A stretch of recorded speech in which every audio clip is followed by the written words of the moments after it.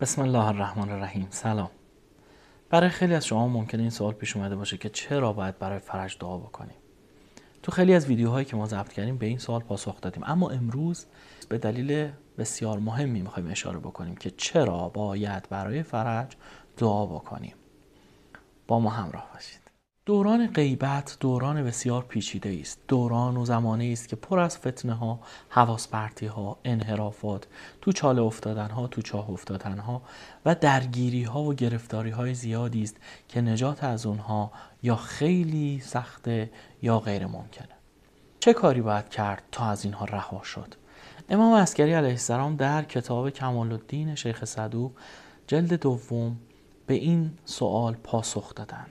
پاسخ بسیار مهمی که با ترسیم فضای غیبت شروع میشه. حضرت فرمودند والله لیغیبن غیبة لا ینجو فیها من الهلکه.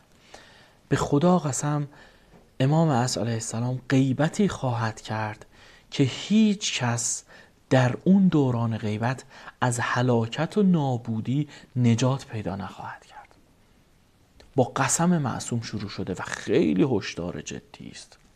هیچ کس تو اون دوران غیبت نجات پیدا نمیکنه از هلاکت، از نابودی ها، هر نوع هلاکتی، اخلاقی، اعتقادی، عملی، فکری، هر چی، الا فقط یه دسته.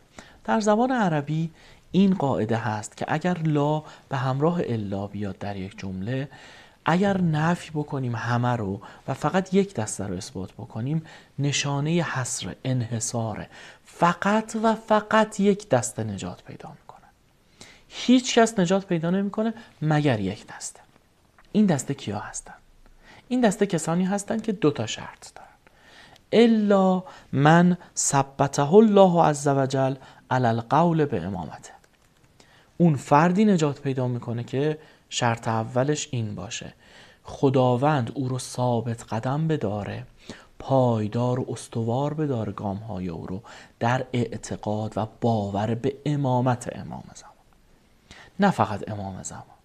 اگر کسی باور به امامت امام زمان داشته باشه و بر این باور پایدار باشه. امامت امام زمان یعنی چی؟ یعنی او در دوران غیبت امامت میکنه و الان داره راهبری و پیشوایی میکنه، عالم رو نظامداری میکنه و تمام عالم رو با تدبیر خودش داره پیش میبره. فقط ما نمیفهمیم به چه شکل، کیفیتش رو متوجه نمیشیم، اما او الان امامه و داره امامت میکنه. اگر کسی به امامت او پایدار و ثابت قدم باشد و خداوند او رو ثبات قدم بده، اولین شرط نجات از هلاکت در دوران غیبت رو دارا خواهد بود. اما دومین شرط: و وفقه فیها للدعاء به تعجیل فرج. خداوند تو دوران غیبت او رو توفیق بده، موفق کنه به دعای برای تعجیل در فرج. نکته بسیار مهمی است. پاسخمون رو گرفتیم. چرا باید در دوران غیبت دعا کنیم برای تعجیل در فرج؟ برای اینکه نجات پیدا بکنیم از هلاکت ها و نابودی های دوران غیبت. فقط کسی نجات پیدا میکنه که این دو شرط رو داشته باشه: ثابت قدم و پایدار باشه بر امامت حضرت، دو، موفق باشه به دعای برای تعجیل در فرج. نکته بسیار مهمی که تو این دو شرط بود این بود که کار شخص خودمون فقط نیست. ما نیازمند خداوندیم. خداوند ما رو ثابت قدم بداره، خداوند ما رو توفیق بده.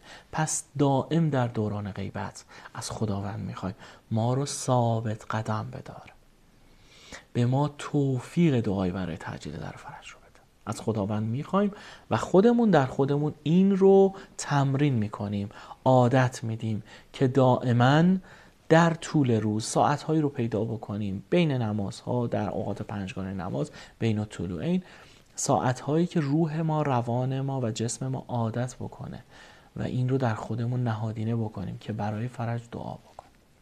با این انگیزه مهم که از هلاکت در دوران غیبت نجات پیدا بکنیم. و شرط دوم، تو مسیری قرار بگیریم که معرفت افزایی بکنیم نسبت به امام زمان. دائم کسب معرفت بکنیم، او رو بیشتر بشناسیم. امامت امام زمان رو وقتی بهتر بشناسیم میتونیم محکمتر باشیم در اعتقاد و باور به امامت امام زمان. چی یاد گرفتیم امروز؟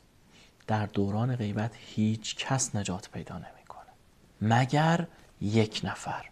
اون فرد چه ویژگی هایی داره؟ 2 ویژگی مهم. خداوند او رو ثابت قدم بداره در اعتقاد بر امامت حضرت. 2، خداوند به او توفیق بده که دعا بکنه برای تعجیل در فرج. این 2 تا رو از خدا بخوایم تا خداوند ما رو از نابودی ها و هلاکت های دوران غیبت رهایی بده و نجات ببخشه و سعی بکنیم به دیگران کمک بکنیم که این 2 ویژگی رو در خودشون ایجاد کنند و برش پایدار باشند. التماس دعا.